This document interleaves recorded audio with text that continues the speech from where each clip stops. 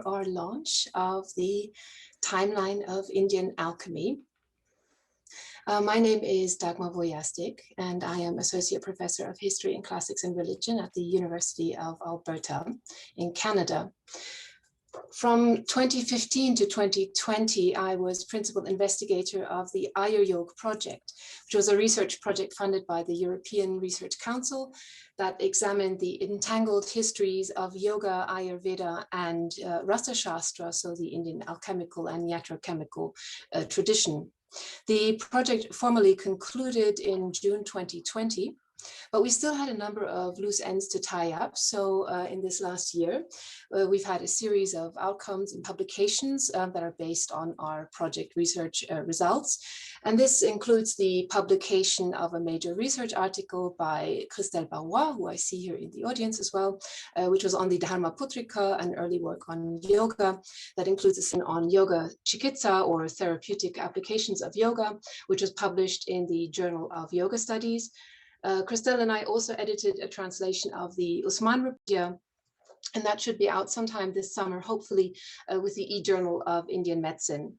Suzanne Newcomb, who was also a postdoctoral researcher on the project, recently published an edited volume on yoga and meditation that was co-edited with Karen O'Brien-Kopp, which is available with Routledge. And I've been working on a reader of Indian alchemy, to which Patricia Sauthoff has contributed several chapters. I've also worked with Andrew Mason on reconstructions of Indian alchemical recipes, and you can see some of our documentary films on this on the AyurYog website. And there are accompanying blogs that explain a bit further what we were doing. So just have a look around our website at www.ayuryog.org. All our activities are documented there. So one of the major projects that we still have been working on has been the timeline that we're launching today. And this was made possible through funding by the Saroj and Prem Singhmar Endowment Fund, which was made available to us via the Department of History and Classics and Religion at the University of Alberta. And I would like to take the opportunity to thank Saroj and Prem Singhmar for their generous donation to the U of A, which really has made this study of South Asia possible at the U of A. I would also like to thank our head of department, Ryan Dunge, Professor Ryan Dunge, who has made some of these funds available to us and supported our work. So some years ago, the AyurYog project already produced a timeline on the connections between yoga and Ayurveda. With an early version of this history focusing on the 20th century, especially prepared by Suzanne Newcomb. And then later we made an extended timeline reaching back about 2,000 years, but focusing on the period of the 10th century to the present, and including the work done in the AyurYog project by Jason Birch, among others. So this timeline was curated by Jacqueline Hargreaves and Suzanne Newcomb, and it's still available on the project website. The work on the alchemy timeline started a year ago with Dr. Patricia Sauthoff setting up the framework and designing the timeline. So the aesthetics is her brainchild, and then both of us contributing entries for it. So this was a little bit different from the yoga timeline in that it was clear from the project that Rasaśāstra, so the Indian alchemical and iatrochemical tradition, was much less familiar to people than yoga and even Ayurveda. So the timeline provides introductory information and a broad view of the literature in Sanskrit, as Dr. Sauthoff will show in her guided tour. So Dr. Patricia Sauthoff has been working on the project as a postdoctoral researcher since 2018. And as mentioned, her contributions include several chapters to the forthcoming Indian alchemy reader. I would also like to note that Patricia's book, which will be titled Illness and Immortality, Mantra, Mandala, and Ritual in the Netra Tantra, is due to be out very soon with Oxford University Press, New York. So keep an eye out for that. And now her most recent contribution is this timeline. Now, just before I pass the microphone to Patricia to give us the tour of the timeline, just a little bit of housekeeping. We'll have a Q&A session at the end, and you can post your questions onto Slido. You find the address for Slido in your invitation on Eventbrite if you haven't seen it there. So And you can upvote questions that you find particularly relevant. We'll read out the top questions and respond in the Q&A after Patricia's talk. Questions in Slido are limited. There's a word limited, so there's a quite short word count that you can ask your questions with. So you can't really make long comments, so please keep your questions to the point. And at this point, I would just like to hand the microphone over to Patricia. Thank you very much. Okay, let me share my lovely screen here. Okay, so thank you all so much for being here. I especially want to see a couple of my friends from India, and I know it's really late, so thank you so much for coming. So in this talk, I'm going to walk you through this lovely timeline that we have. I recommend following along with the video. You can play with the timeline later. It is interactive, but I'll be going through it at a pretty quick pace. So I think I'm a little too fast for you to follow along at home. However, I know that some of you will be very frustrated to see something interactive and not be able to interact. So you can go to the website and click on the Alchemy timeline. The timeline does work on mobile, though you have to turn your phone horizontally. I also have to add the caveat that if everyone goes to the website all at once, it might crash. So just keep that in mind. All right, so here we are on the first page. And we've got a few elements to the timeline. So you'll see the screen is sort of split into two. You've got the image on the top, and then at the bottom here, we've got the actual timeline itself. And you can scroll around, you can click on different texts, pop up that information. On the bottom left, there are a few little icons. So the little arrow on the bottom takes you back to the beginning, and the zoom buttons zoom in the actual time at the bottom on the timeline. So you can get a better look at what's happening during a different time period. There's also on the bottom a little link to Timeline.js. This is the program that I used from Northwestern University's Night Lab to build this timeline. So the back end of this timeline, what I've been looking at is a Google spreadsheet. It looks much more beautiful what you're seeing on the screen. So if we go back up to the top half where the image is, we've got some caption information. So note that anything that is underlined is a clickable link that will open a tab in a new window. So if we were to click AyurYog project, it would take us to the home page. On the far right here, we have an arrow and the name of another text. So this is how we flip through the timeline. The background images are on this, and many of the slides come from Andrew Mason's alchemical reconstructions, and I'll return to that in a few slides. So now that we've got our first text, we've got the 9th century Kalyannakarika, and you can also see here on the left, now you can navigate both ways on the timeline. Again, we've got a clickable link. This will take us to the museum collection for this image. So the Kalyannakarika, first text here, we've got, this is the first Sanskrit work to describe alchemical procedures using alchemical terminology. We have a Jain in meditation here to indicate that this is a Jain text. On the next slide, we have the same text, the Kalyannakarika, and here we have a quotation. All of the quotations are going to be marked with this solid line under the name of the text, just to kind of visually delineate them. And again, we've got a clickable link. This goes to an article that Dagmar Wujastyk wrote about this text. So anything that's freely available online, we have linked to it. If it's under copyright, you know, of course, you'll have to go to the library and get it yourself. And then finally, each Rasaśāstra text, so not every text in the timeline, but a lot of them have these beautiful maps made by Keith Cantu.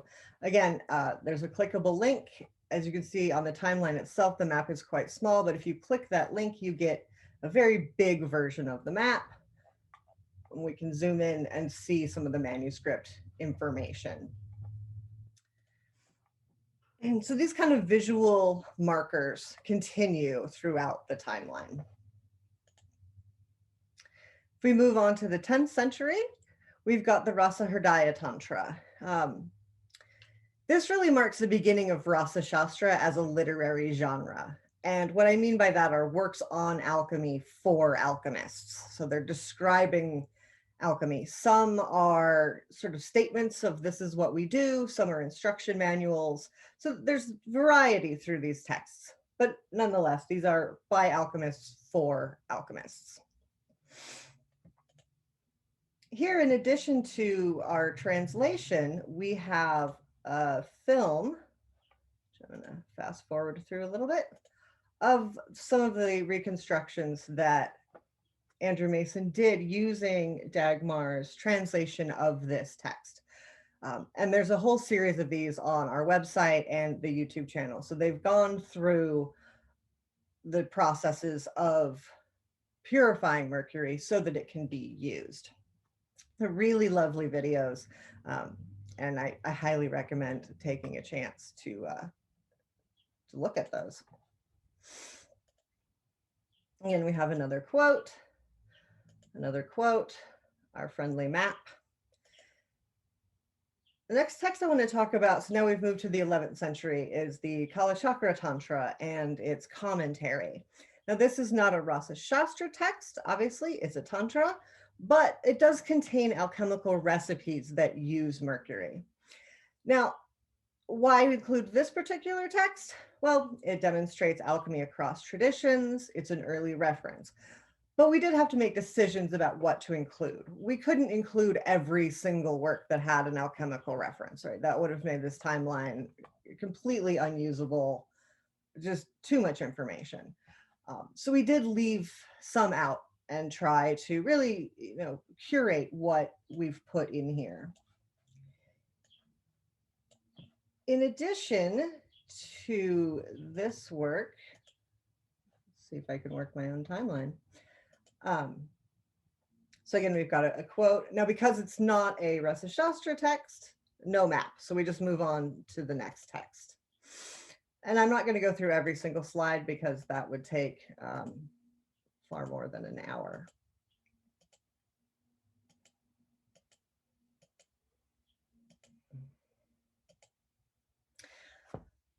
We're still in the 11th century. So we can see from all those slides I just clicked through that there's a lot going on in this time period. I want to jump ahead to the Kitab al-Hind by al-Biruni. You'll notice on the slider at the bottom that there's a small blue thumbnail. This indicates that it's a different type of text. So medical works have green, tantras have turquoise, and our outside observers have blue. Again, you can see we've got a couple of clickable links to the references here. And we can see from this quotation, the adepts of this art try to keep it concealed and shrink back from intercourse with those who do not belong to them. Therefore, I have not been able to learn from the Hindus which methods they follow in this science and what element that they principally use, whether mineral or animal or vegetable. I have only heard them speaking of the process of sublimation, of calcination, of analysis, and the waxing of talc, which they in their language called talika, which is wrong, actually. He translates rasa as gold and talika as talc, but actually rasa is mercury and talika is orpiment. So there's some misinformation here, but he's aware that there is an alchemical tradition, and that's important.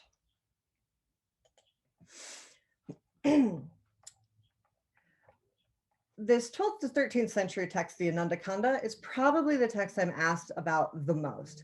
It's a dialogue between Bhairava and Bhairavi. It contains a lot of Shaiva elements, references to deities, mantras. it's a really difficult text to work with. It's going to require a lot of teamwork and cooperation to sort out. So even though it's the one that people ask me about the most, it's the one that I would actually say is not your starter Rasaśāstra text. It has a really lovely section on the 88 medicinal plants, gives descriptions of what they look like, where they come from, what they're used for, different names of them. So it's a really lovely, it is a really wonderful text. But again, it's different. And I think it's going to require a group of people to figure out how on earth we deal with this. Still in the 12th and 13th century, we have the Rasendra Chudamani. This is a text that really formalizes the structure of Rasaśāstra texts going forward. So as we've seen, there's been, quite a bit of figuring it out. We've got quite a few texts so far, but this one is really the one that systematizes alchemy.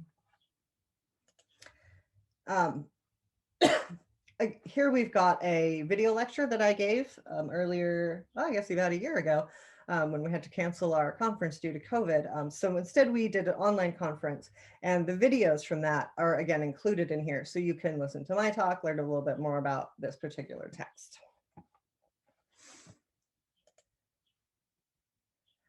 Here we've got a manuscript of the text that's held at UPenn, just to kind of give you an idea of what it looks like. The Rasaśāstra is an interesting work. It's devoted almost entirely to alchemy. Again, we have Shiva mantras here. We have descriptions of the alchemist female assistant, which is wonderful. We've got women, and the alchemist is supposed to have a female assistant. This text also includes some techniques from Tibetan Buddhist texts. So we can see that there is some interchange of ideas going on between Tibetan Buddhists and these, in this case, Shiva alchemists. This work offers recipes to bring about longevity, the ability to fly, invisibility, and resurrection of the dead. But it also contains medicinal recipes for curing diseases, elixir regimens, and diet and behavioral rules.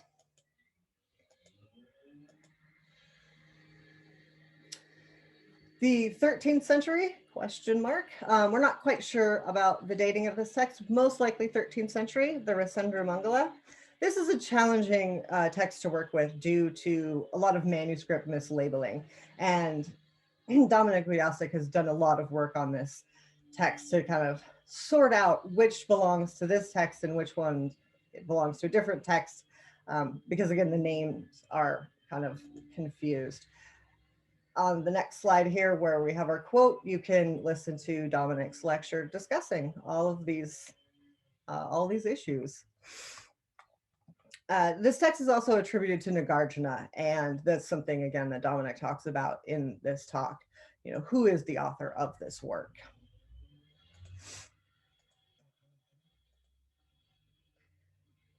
The text here, 13th to 14th century, we've got a medical work.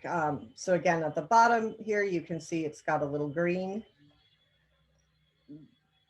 cube to mark that it's a medical work. And the image in the background is meant to sort of give that idea that it's a little bit more about plants than mercury. But it does have mercurial recipes in it. This is probably my favorite quote in the entire timeline. A wise person should catch a frog and place it in a brass bowl. Frightened, it will urinate. Soak diamond in its urine. Heat it again and again, the diamond will become ash. These texts don't usually talk about where to get the ingredients, but in this case, I can't think of a better way to get frog urine than to frighten it. And so then here it is used.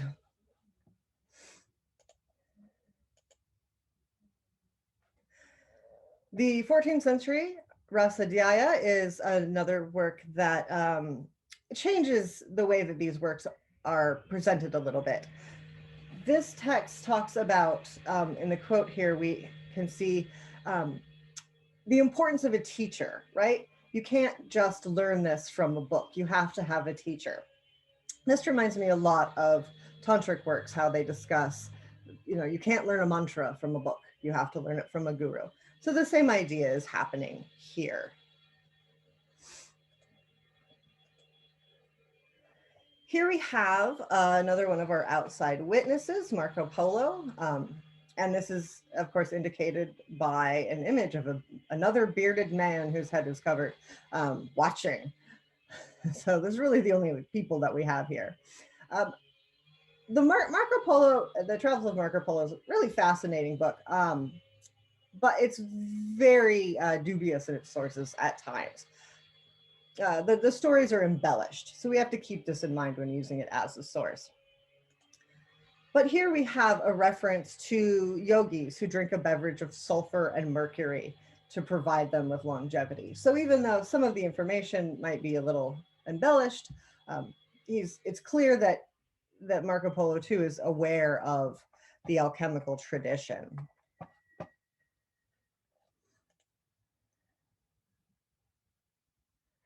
I'm going to move next to the 15th century Rasaśāstra. This is another text. We have another lecture here by Keith Cantu discussing landscape and pilgrimage within the work. Keith also discusses the manuscript tradition and where, sort of the history of the text itself. And again, we've got a few quotes from this text, and our lovely map. As you can see on this map, lots more manuscripts than the one I showed you earlier. Skip ahead, skip ahead, skip ahead.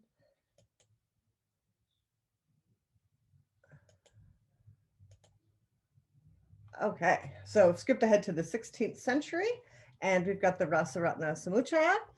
This is another text that compiles earlier works. It utilizes Ayurvedic concepts to explain alchemical operations. So here we can see, the marriage of alchemy and AyurYog and Ayurveda coming together.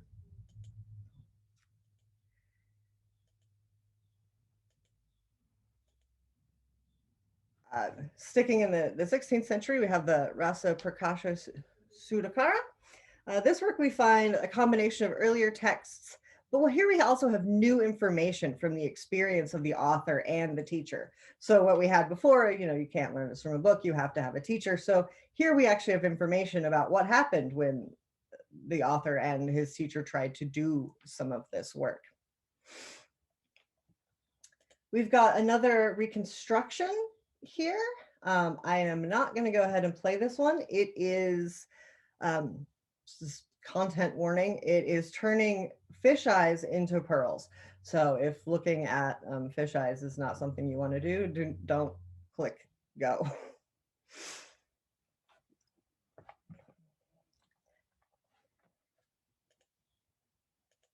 And as we move forward, we're just going to talk about another couple of texts, but you're going to start to see at the bottom that there's a big gap coming up. So we're in the 17th century now, and the Rasakamedenu, again, we have a work that edits earlier works and adds commentary by the compiler and author. As these works are edited and compiled, the focus does shift. So whereas before we saw a lot of references to Shiva deities and mantras, these are starting to be removed from the texts a bit. And there's more references to what we might call health and wellness. So things like dietary restrictions and Ayurvedic treatments. If we look here at the bottom, we've got a huge gap between 1650 and 1920. We have to mind this gap. It's certainly not because nothing happened. Quite the opposite, in fact.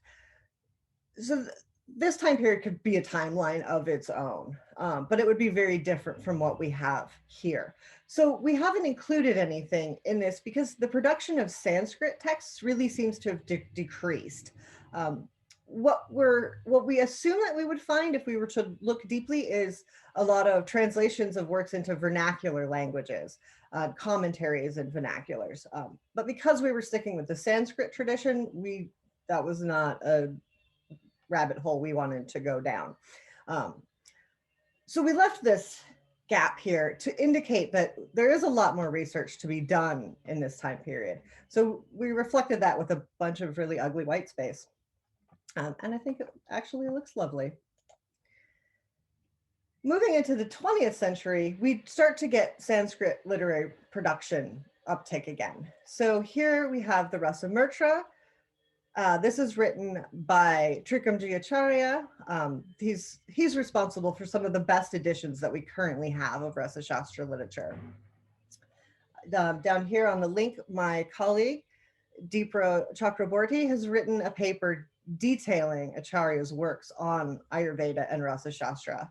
The article also includes information on his life, and there's a slideshow that Deepra put together. I highly recommend looking at it. It's fantastic work. We don't have a map, obviously, because this work is written in the 20th century. So there's no manuscript tradition. In the 1920s, we have the Rasa Tarangini by Sadananda Sharman. This is a composed work that combines modern chemical language with alchemical medicine. So we're starting to get a much more scientific look at Rasaśāstra and alchemy. The Rasa Jalanidhi is a 5-volume set of Sanskrit verse and prose. It is the first compilation to also include English translations of these Rasaśāstra texts. So it covers everything from the transmutation of metals, curing diseases, behavioral restrictions, pretty much anything you could ask for, it has it. This text, again, is available on archive.org, so you can look at the entire thing, and it's really lovely.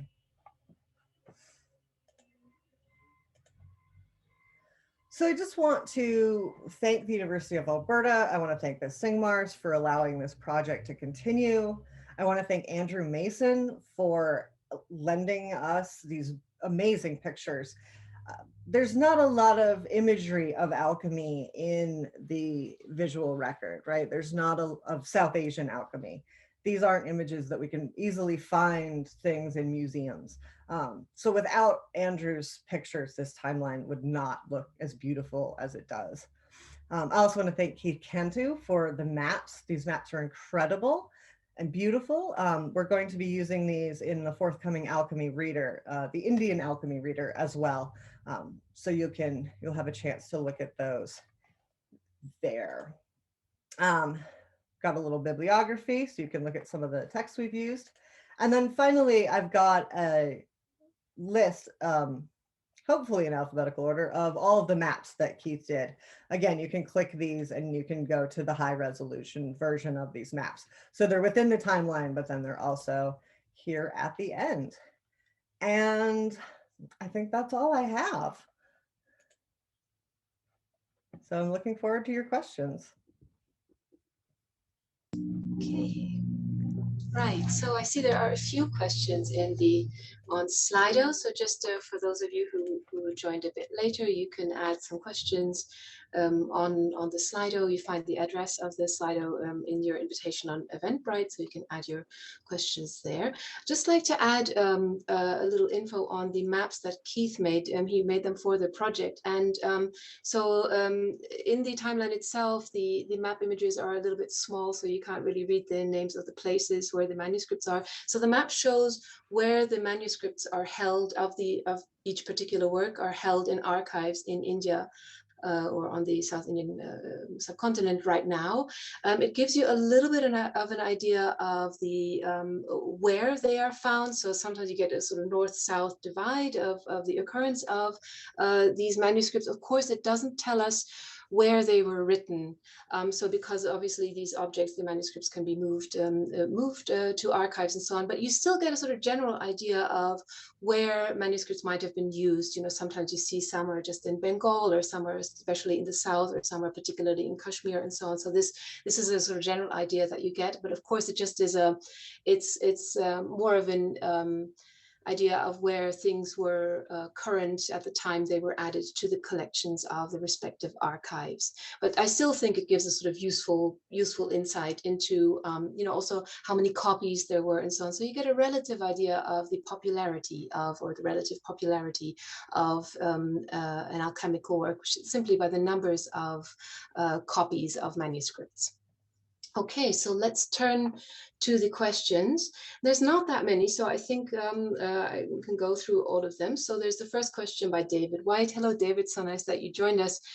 Asking, do you intend to integrate non-Sanskritic, non-Indic data sources for dating texts? I think Patricia already said a little bit about that, but maybe you'd like to say more right now, Patricia. Yes, so with the dating, we looked at a variety of sources data, not dating. Data, as in will we put in information about? Oh, sorry about that. No, I don't think we will at this time because I think that's a separate timeline project, and I think to get all of those works, we need people to look at Tamil sources, Malayalam sources, Bengali sources. So to do that, I can't look at all of those sources. So that would be a project for a team of people who are really well versed in the vernacular tradition. And I do think that would be a separate timeline. So I think we really want to keep this one a Sanskrit source. And then, in the future, perhaps, and especially with that big gap, I think we could fill that in with non-Sanskrit, non-Indic sources. But for the time being, we just wanted to stick with the Sanskrit to make it usable and easy.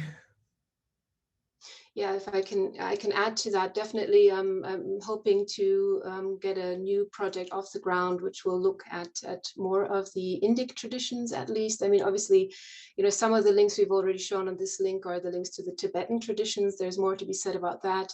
In the meantime, if I can point to the work of Fabrizio Speziale on the Persian sources on alchemy, he's done some work on that within the Indo-Persica project. There's also some work by Roman Zila and other people, I think at Tübingen, I'm not totally sure about that, who's working on the Tamil sources. Ilona Kanzia at Krakow University has worked on Tamil sources, so we hope to see some forthcoming information about Tamil alchemical sources. These are always works on medicine, yoga, and alchemy, very interesting, but there's very little work on them so far, so I think it would deserve a timeline of its own because it's quite complex, this literature. There's always this question about when you make a timeline, to really curate the information that you give, because it becomes quite overwhelming if you add too much.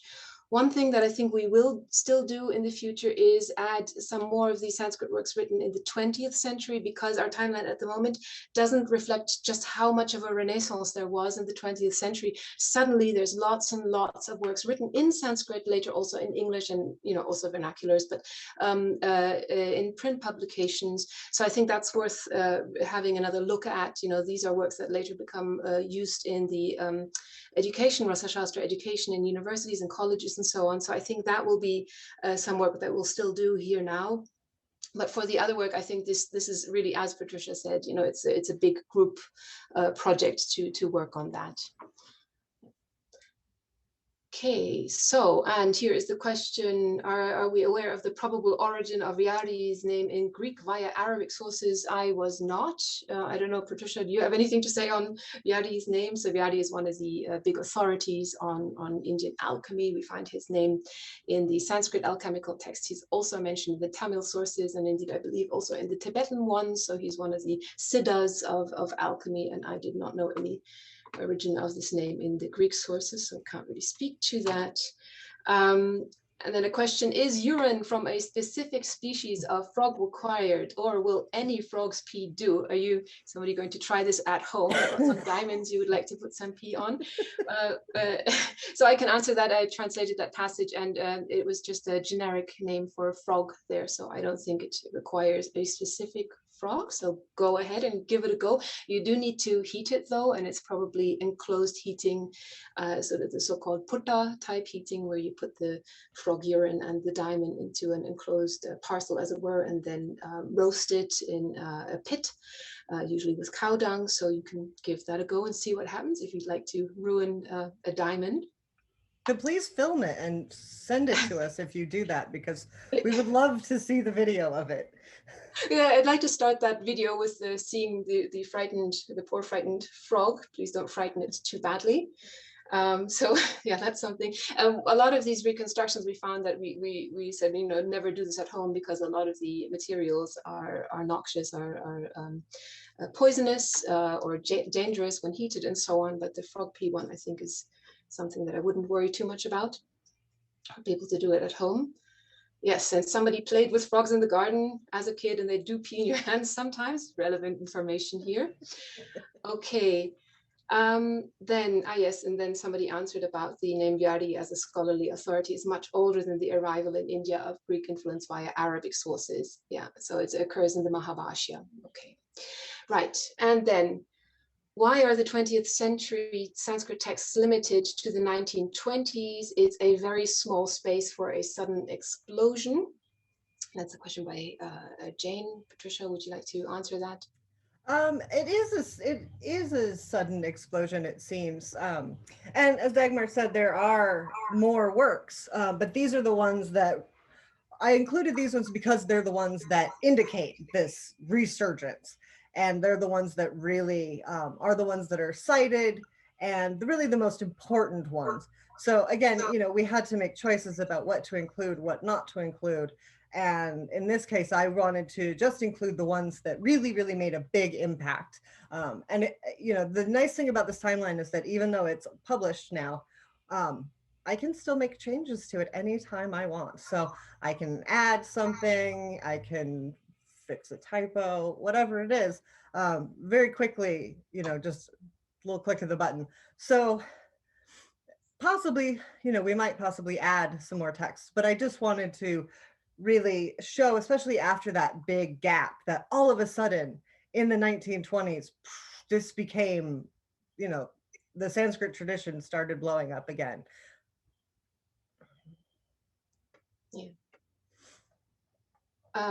Yeah. Here's another question. Can you comment on the impact of P.C. Ray's work, History of Hindu Chemistry, which was influenced by Batelot? Do you want to say something about that, Patricia? Because he's not on our timeline, and maybe we should have probably should have added him, and maybe we'll still make an entry for P.C. Ray's work.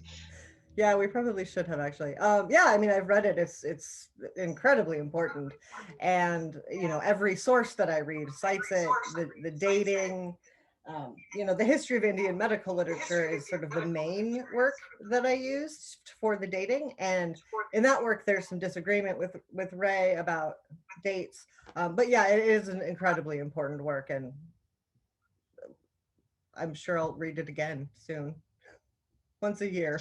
I think this, yeah, I mean, this work was maybe sort of part of the whole Renaissance, why people started taking an interest in Rasaśāstra again. Of course, in the history of Rasaśāstra, we have this integration of Rasaśāstra methods and formulae also into the Ayurvedic tradition. So we have this sort of integration of a lot of the materials into Ayurvedic text and then Ayurvedic practice. So it's sort of the hidden use, as it were. And we didn't add many of these works in our timeline for the later stage, though one could, like the Bhaishya Ratnavali, for example, would be one of the examples. But what P.C. Ray did was he was a chemist, so his interest in Rasaśāstra was really to sort of show the scientific origins of this tradition. So he really wanted to show it as a kind of proto-chemistry or early chemistry, and he was interested in scientific discovery. And his point was that in India, you know, this scientific discovery had been made that chemistry was not just a European or Western phenomenon, but rather that Indians had developed their own chemical knowledge, which was very advanced at an early stage and so on. So in his work, the history of Hindu chemistry, he shows, you know, where the uses of zinc and, you know, sort of the metallurgical knowledge and so on. These are things that he highlights. So when you read the history of Hindu chemistry, you get a slightly different impression of the tradition than you will get from our timeline, because we included a lot of these sort of tantric elements, the medical elements, but sort of the religious and spiritual elements in our quotes especially, but also in our summaries of the work, so that you can see the sort of range of topics and themes that occur in this literature. Medicine is there, meditation is there, there is this sort of scientific knowledge for certain, but there's also these religious elements and so on, which you will not find in Ray's Hindu chemistry. But nevertheless, it was a very influential work, maybe sort of partly spurred the Renaissance in literature. But it doesn't really answer is why is this literature written in Sanskrit in the 20th century? Why, if Rasaśāstra works had been written in vernaculars, also in Persian and in Urdu, why is this 20th century, why do we see suddenly works written in Sanskrit again? So that's, to me, still an unanswered question. And I actually think there's a PhD in there in the sort of 20th century Rasaśāstra and, the professionalization and so on. So people listening, anyone who wants to do a PhD or a post on that, do get in touch. Be very interested to hear your thoughts on this. Yeah, there's a work I was reading recently called the Rasa Yoga Shataka, which is in Sanskrit, but it was originally written in Malayalam and then translated into Sanskrit. So the father wrote it and then the son translated it into Sanskrit. I don't know why he did that, but I'm glad he did, because now I can read it, because I can read Sanskrit and not Malayalam. So yay, thank you. But that was in the 1960s, so this is continuing. These books are still being published. I've got a Rasaratna Samuchaya right here that was published in 1992. So, these works are still being read, they're still being published. There's the Handbook of Rasaśāstra, which just came out not too long ago. So it is a living tradition, and we definitely wanted to indicate that in the timeline as well, that, it's a tradition dating back to the 9th century, but that's continuing in Sanskrit and in English. Yeah, and in vernaculars as well, which is, we don't have the language skills to deal with those, but there are certainly a lot of works on Rasaśāstra vernaculars, especially also for college training. So here's another question by Joe Hedison, who works on alchemy in the Western tradition. So here's the general question: how would you define alchemy from the perspective of Sanskrit sources?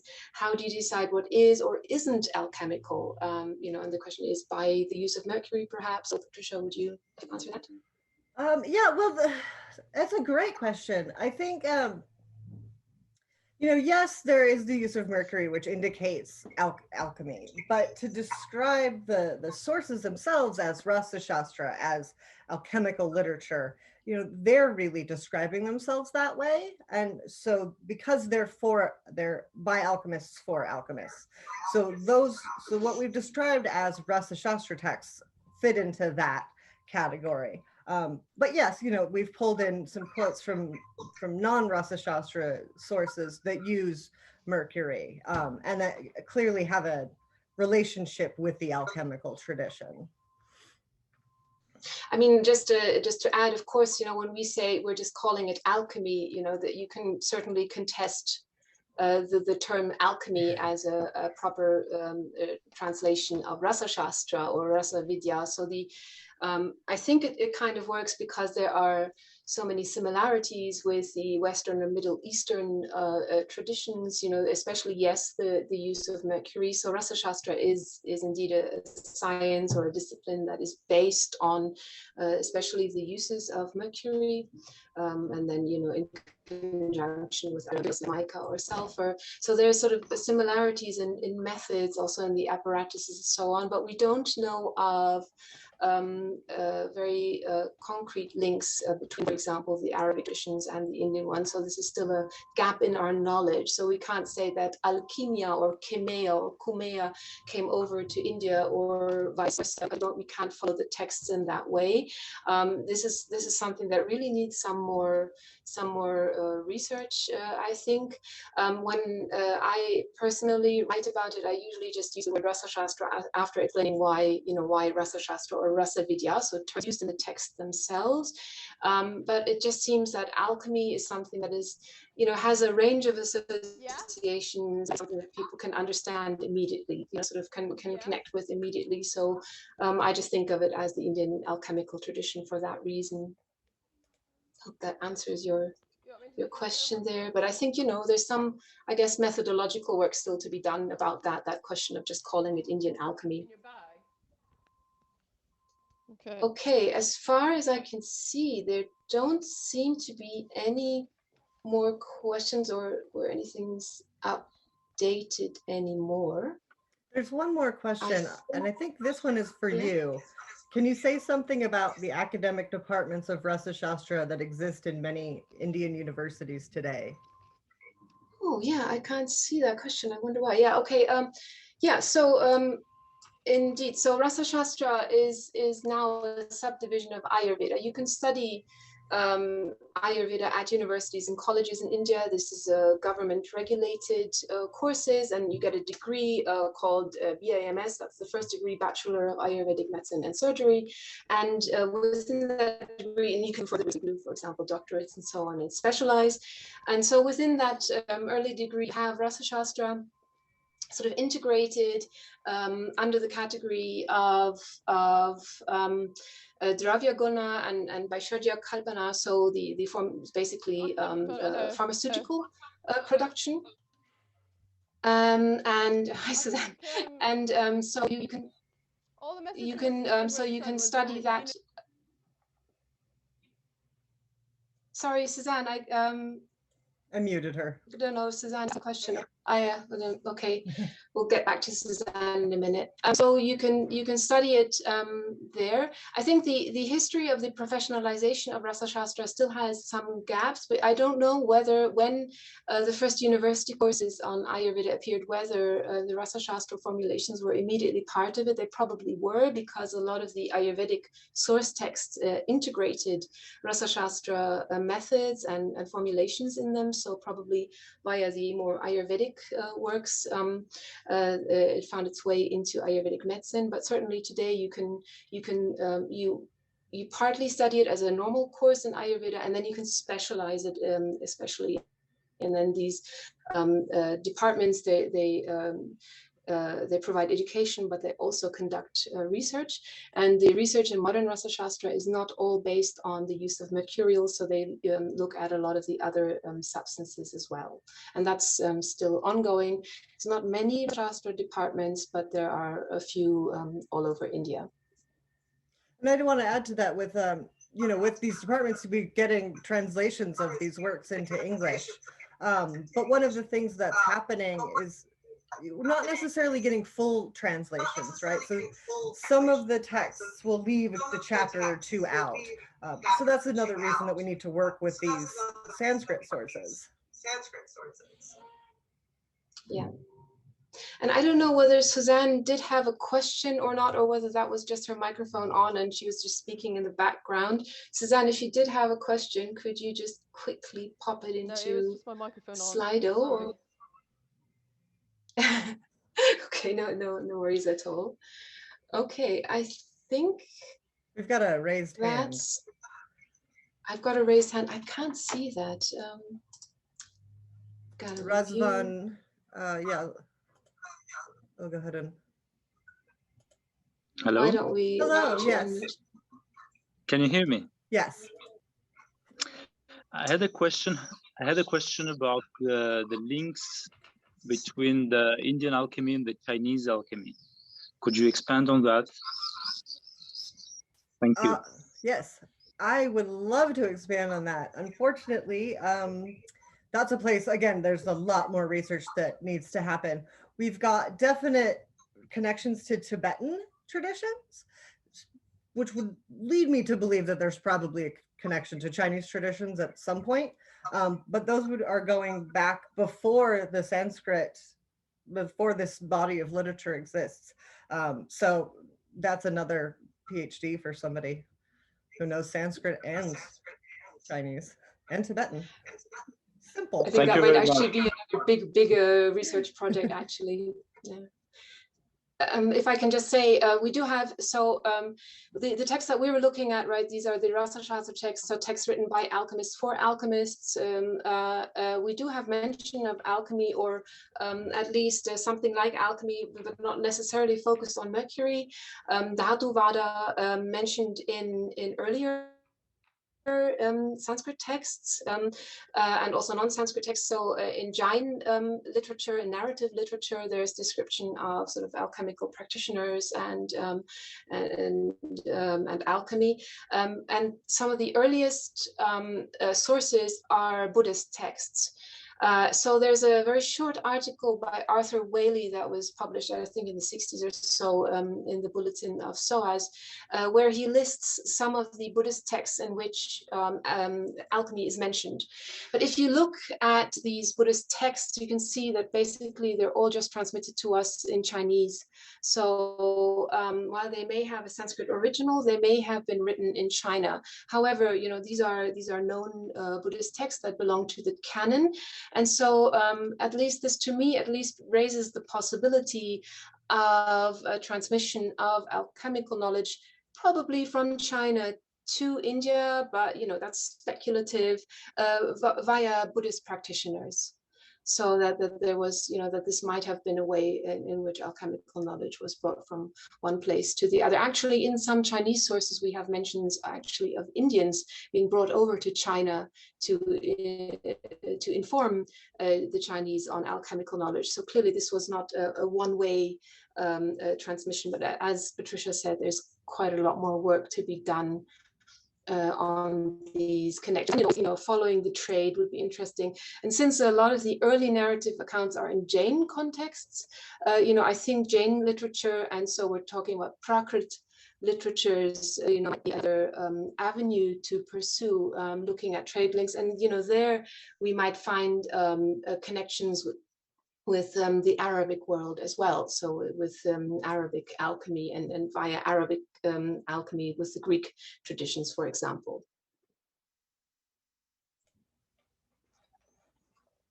Thank you very much. Sure. Yeah. Okay.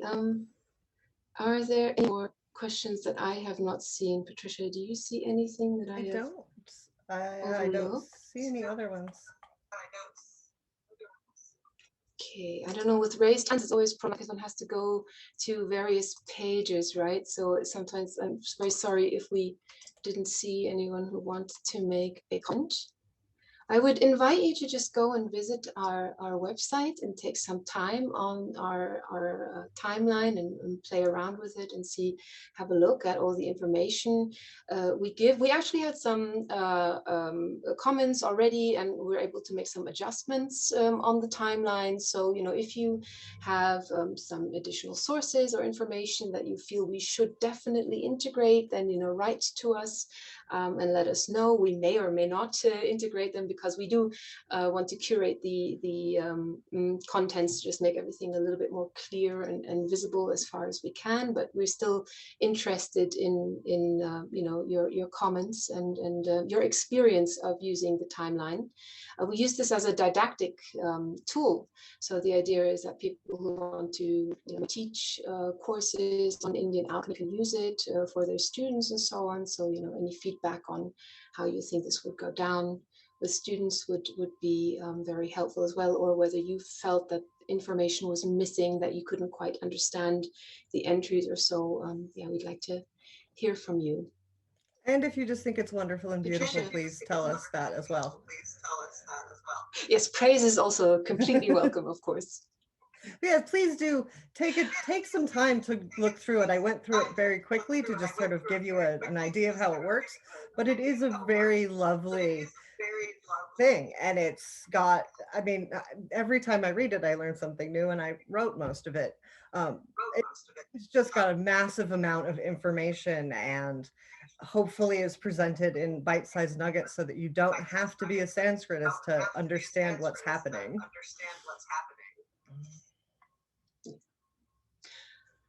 Well, okay, if there are no further questions, and oops, I don't know if they're not okay, so I think there are no further questions. And in that case, I would just like to thank you very much again for coming, and I hope you will enjoy the timeline and also the other content on our website.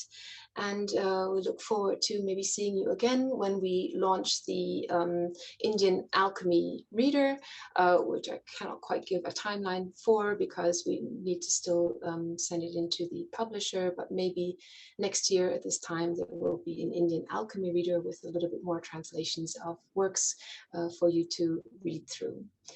Okay, thank you everybody very much for coming, and I hope to see you again soon. Thank you very much. Bye-bye. Bye-bye. Thank you. Bye-bye.